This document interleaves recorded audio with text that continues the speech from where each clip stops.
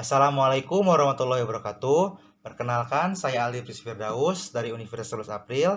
Kali ini saya akan mempresentasikan penelitian saya yang berjudul Prediksi Dropout dan Keberhasilan Akademik Mahasiswa, Studi Komparatif, Random Forest, dan XGBoost. Jadi penelitian ini fokus pada tantangan vital di bidang di pendidikan tinggi, tentang bagaimana kita bisa memprediksi dan mengurangi dropout serta meningkatkan performa akademik mahasiswa. Selanjutnya kita akan bahas bagian pendahuluan yang membahas tentang latar belakang dan juga gap penelitian.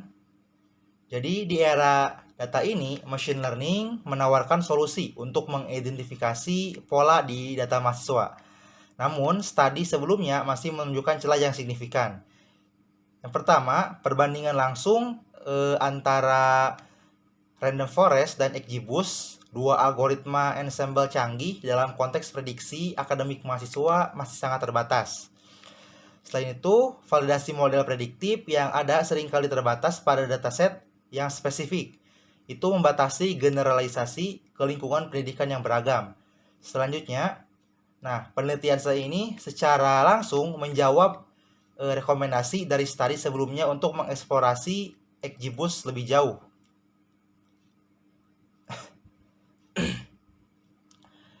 Lalu di sini saya melakukan perbandingan head-to-head langsung antara Random Forest dan XGBoost untuk memprediksi dropout sekaligus keberhasilan akademik, sebuah perbandingan yang komprehensif. Ini secara langsung menjawab rekomendasi penelitian terdahulu dan berfungsi sebagai studi validasi krusial di konteks pendidikan tinggi yang beragam. Jadi ini fokus ganda ya pada prediksi dropout dan juga keberhasilan akademik, memberikan wawasan holistik untuk intervensi berbasis data yang lebih efektif. Selanjutnya untuk metode penelitian. Bagaimana sih penelitian ini dilakukan? Saya menggunakan dataset publik dari Kaggle yang berisi 4.424 baris dan data ya, dan 34 fitur input meliputi demografi akademik, dan juga sosioekonomi. Data ini melalui tahapan pemrosesan data yang ketat, pembersihan data dari duplikasi dan outliers, transformasi fitur kategorikal, dan normalisasi numerik untuk mengatasi ketidakseimbangan kelas yang kuat pada dataset. Saya menetapkan metode SMOD pada training set. Kemudian di bagian implementasi model machine learning, model saya ini mengimplementasikan Random Forest dan XGBoost ya. Keduanya itu dioptimalkan hyperparameter menggunakan grid search CV. Lalu ini adalah alur lengkap penelitian yang saya lakukan ya, bisa dilihat di diagram alir atau floor chart ini. Kemudian untuk hasil dan pembahasan, yang pertama hasil optimasi model. Setelah optimasi, Random Forest mencapai F1 score cross validation itu 0,86 dan XGBoost 0,8412. Untuk tabel laporan klasifikasi model, pada testing set, kedua model menunjukkan akurasi yang keseluruhan yang sama ya, sekitar 76%.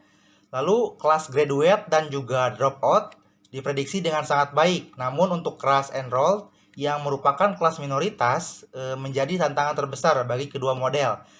Yang mana F1 score-nya masih di bawah 0,5. Ini menunjukkan area perbaikan. Selanjutnya, ini adalah gambar conversion matrix model Random Forest dan juga XGBoost.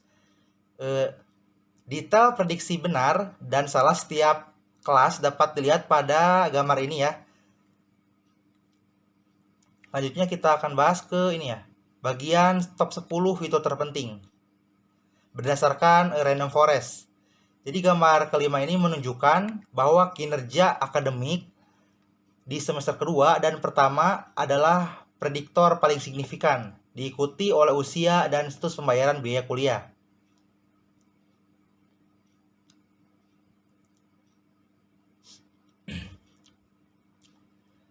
Selanjutnya, sebagai kesimpulan, penelitian saya ini berhasil membandingkan random forest dan XGBoost secara head-to-head untuk prediksi dropout dan keberhasilan akademik. Kedua model terbukti sangat kompetitif. Saya merekomendasikan institusi pendidikan untuk memanfaatkan model prediktif ini sebagai sistem peringatan dini ya untuk intervensi yang ditargetkan. Lalu untuk studi selanjutnya perlu dieksplorasi teknik penanganan class imbalance ya yang lebih canggih. Penggunaan dataset lintas institusi atau data longitudinal dan penerapan explainable AI untuk interpretasi model yang lebih baik.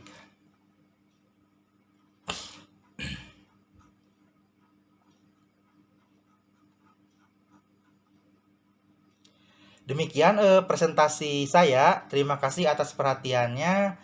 Mohon maaf apabila ada kesalahan. Wassalamualaikum warahmatullahi wabarakatuh.